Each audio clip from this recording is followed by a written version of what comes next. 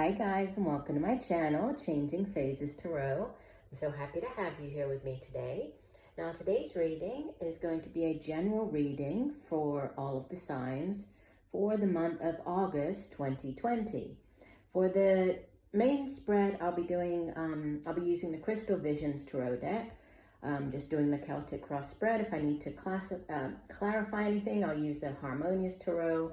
And I'll also at the end pull a couple of oracle cards from the Sacred Traveler deck and the Soulful Woman deck. Just a reminder, these are general readings, so the messages may or may not resonate.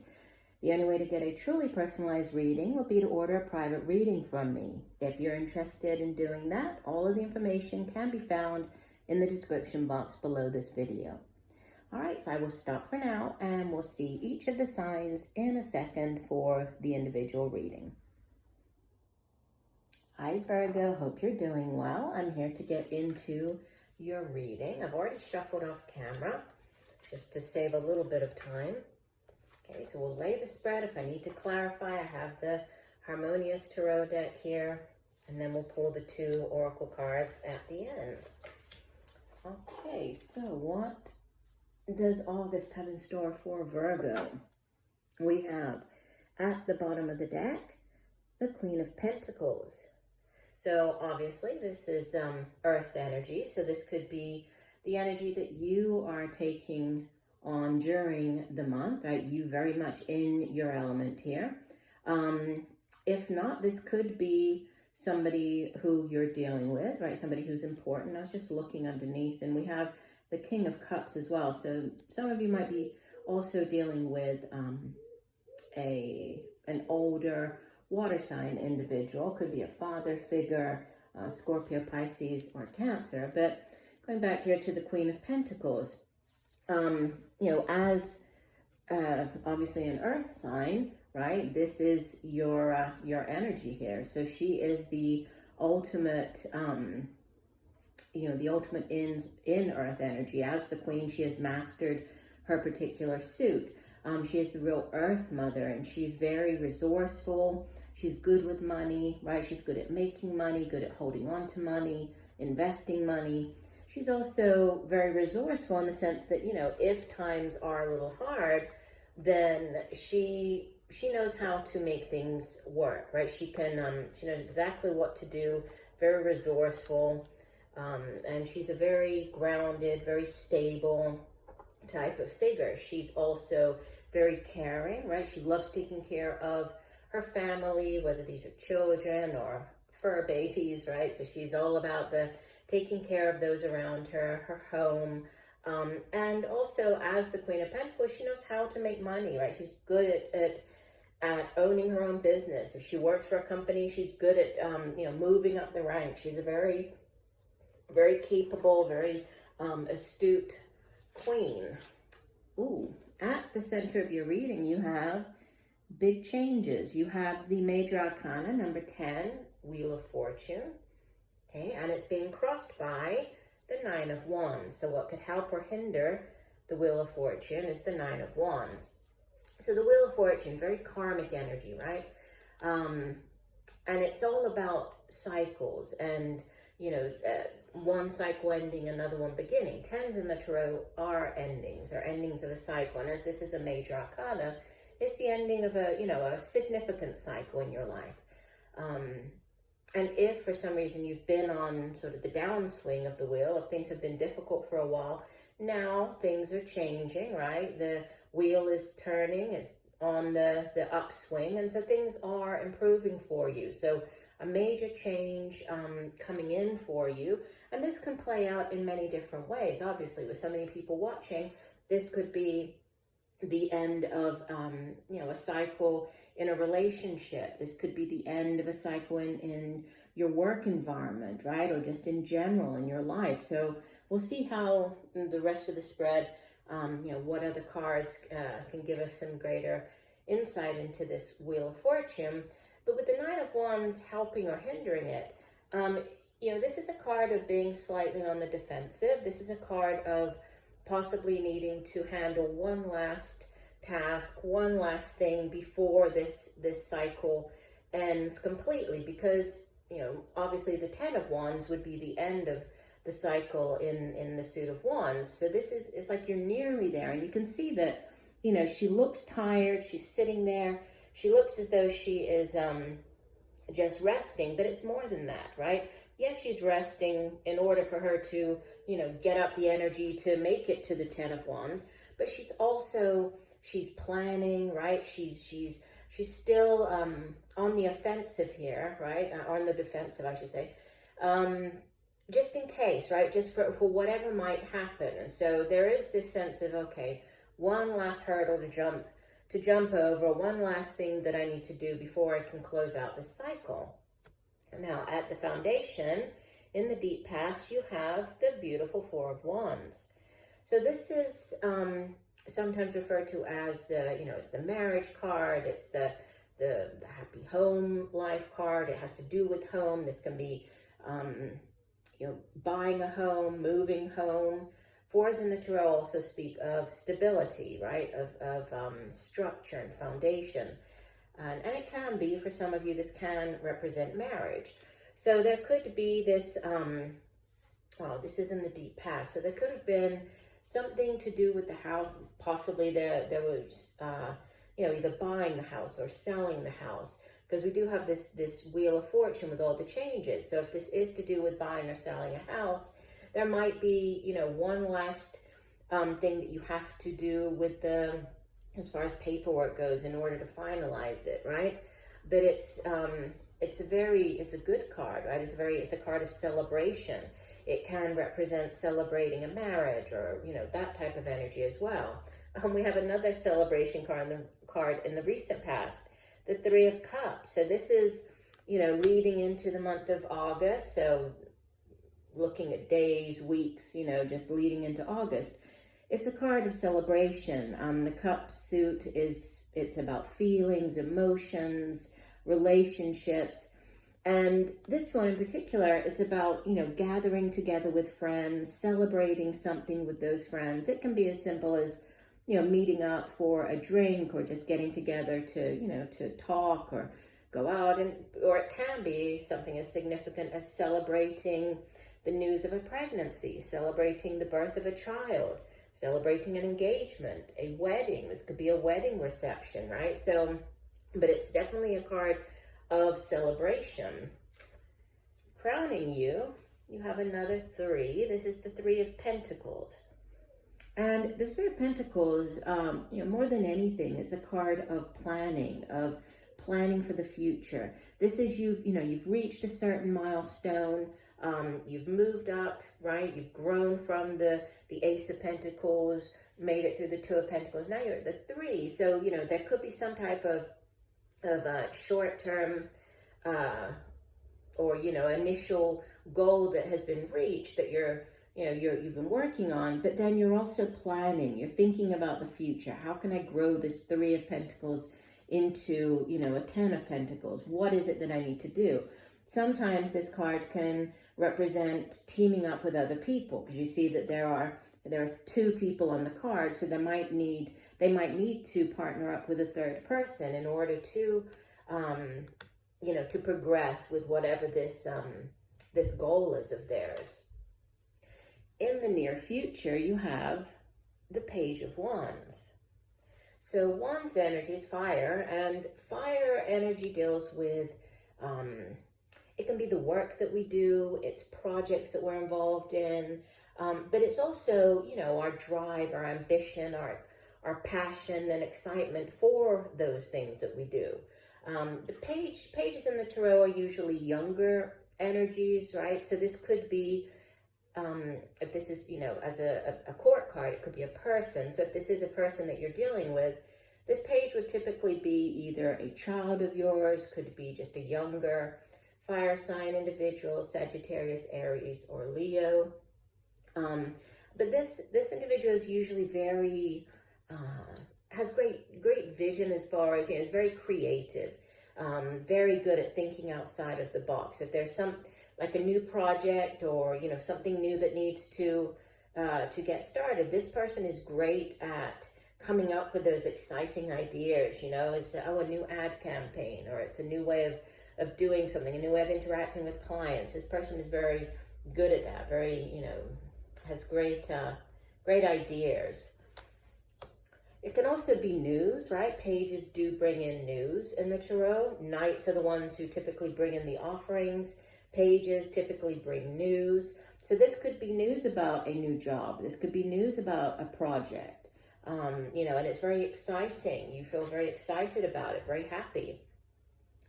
And look at that. I was talking about growing your Three of Pentacles to the Ten of Pentacles, and look how you appear in this reading as the Ten of Pentacles. So you are, I love this depiction of it. I don't know if you can see it properly, but the woman just looks, you know, she is so, there's so much abundance, you know, it's like this opulent type of image. We have this beautiful castle, you know, mansion in the background that we assume is her. She's managed to, you know, to create great wealth for herself. All of the pentacles surrounding her. She has the animals. It's just very, it's a serene image, but at the same time, there's lots of abundance. All of the trees have fruit on them.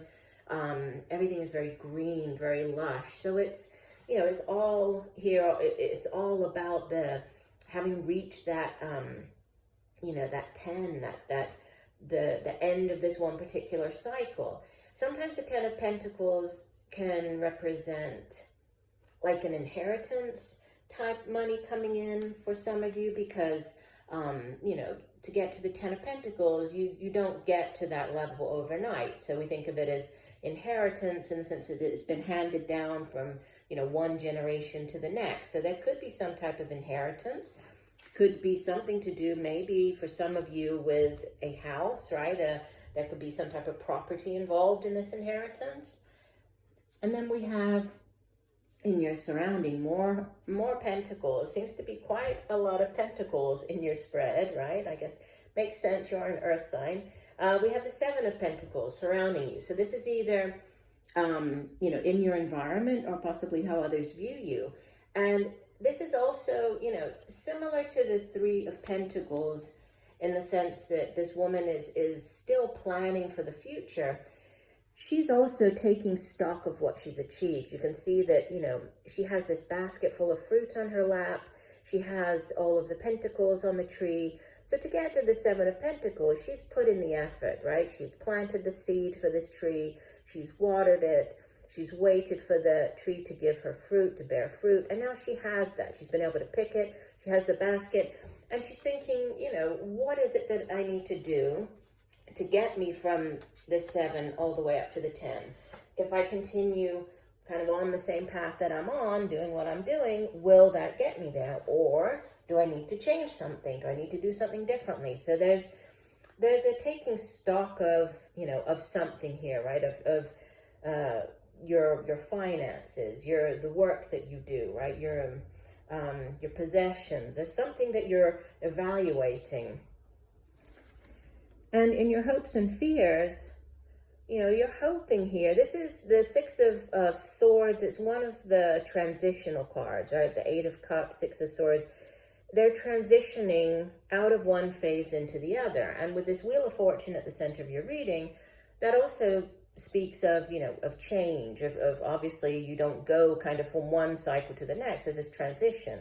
So you're hoping for a smooth transition into whatever this next cycle is for you. Swords is mental energy, right? So thought. So this could be just mentally moving on from something. This could also be physically moving.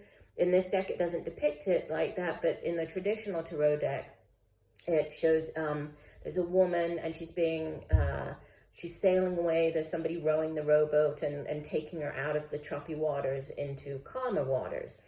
But this one, you know, she's obviously turned her back on whatever this is. The clouds are parting here, even though there's darkness kind of all around her. She is moving forward into the light there. And so that it's this necessary transition, but transitioning into something that is going to be, you know, better. Yeah. And you leave the month, I love this spread. You leave the month with Major Arcana, the Star card. This is card number 17. And this is wish fulfillment, right? The Star card is about It's wish upon a star, but it's not just making that wish, right? It's also wishing and then believing that that wish that you're putting out into the universe will to happen, is going to come true for you. The star card can also be a card of healing. It can be a card of also great intuition. Pay attention to any messages coming in, right? Any sort of gut feelings that you get, that listen to those, right, with the star card. But the star card above all is wish fulfillment.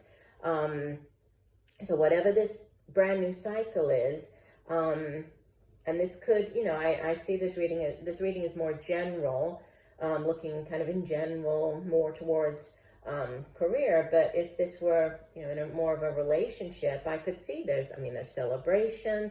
There could be marriage here. There could be celebrating birth of a child. We also have all of these pentacles in your reading, right? You have the Queen, the 3, the 10, the 7. So a big focus on your career, right? The money that you're earning right now. And there's definite success here with the star card. So very good reading. I don't feel that I need to clarify any of those. That's great. So let's go ahead and pull your oracle card. So one additional message from the Sacred Traveler deck. Let's see, what does Virgo need to know? An additional message for Virgo for the month of August. I wanted to say October. I wonder why. Maybe there's something to do with October. What does Virgo need to know? One additional message for August for the sign of Virgo. Okay, that one wanted to flip over. We'll take that. We have passion and pleasure. Savor your life.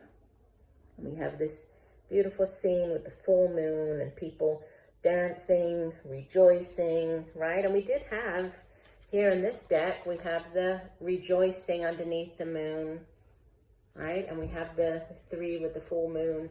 So there could be something around the time of the full moon. There could be, some type of celebration. Let's go ahead and pull both of these, and then I will read the full description for the card. So one additional message for Virgo. What does Virgo need to know? One additional message for the month of August for Virgo. What does Virgo need to know? One additional message for Virgo.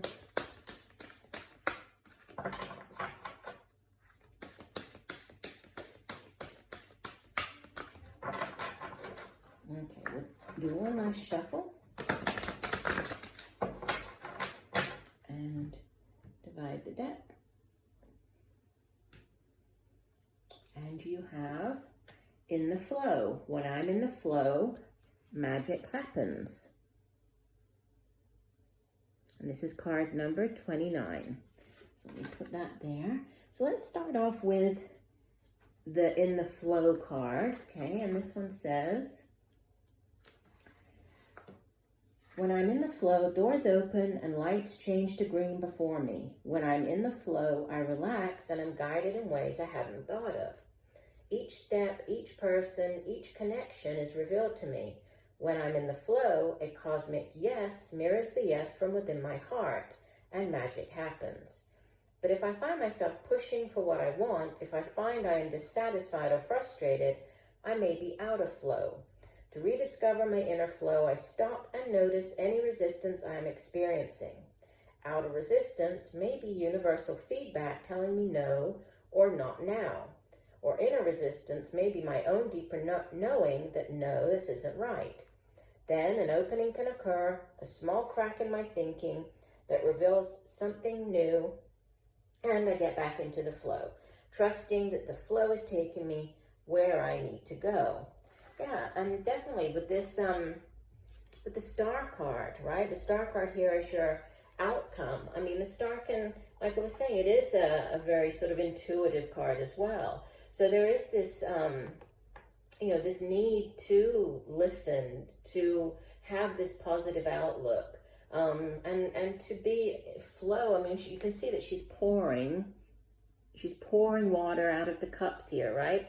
And so the water on the card, it does sort of represents this. It's our presence here on earth, but at the same time, she's pouring one cup onto the earth, one into the water, which also represents, you know, our emotional state. So there's this need to find that balance, right? And to get into the flow and to allow yourself to, when sometimes, you know, things don't go maybe as planned or don't happen in the timing that we think they should happen, and there's a reason, right? So there's a need for us to sort of stay in the flow and realize that. All right, let's move on. We have passion and pleasure. And this one says, hold on one second.